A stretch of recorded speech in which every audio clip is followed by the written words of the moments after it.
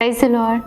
ఇర్మియా గ్రంథం 1వ అధ్యాయం 9వ వచనం చూసినట్లయితే, నేను నీ నోట నా మాటలు ఉంచి ఉన్నానని ప్రభు ఈరోజు వాగ్దానం చేస్తున్నాడు. నిజమే ప్రియ దేవుని బిడ్డ, దేవుడు మన నోట తన మాటలు ఉంచి ఉన్నాడు.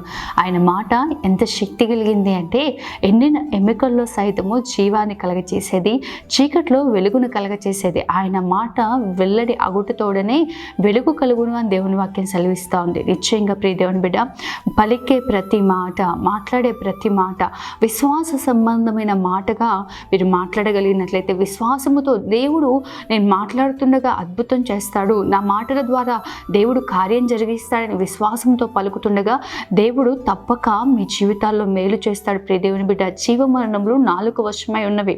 కాబట్టి నిశ్చయంగా మాట్లాడుతున్నప్పుడు లోకానుసారంగా కాదు, కానీ లేకపోతే ఏదో ఇష్టానుసారంగా కాదు, కానీ ప్రభువు చిత్తమును ఎరిగి, ప్రభు ఉద్దేశాన్ని ఎరిగి, ప్రభు చేత ఏర్పరచబడిన వారము, మనము ప్రత్యేకింపబడిన వారమని దేవుని అనుకూలమైన మాటలు మీరు మాట్లాడగలిగినట్లయితే తప్పక మీ జీవితాల్లో మేలు చూస్తారు.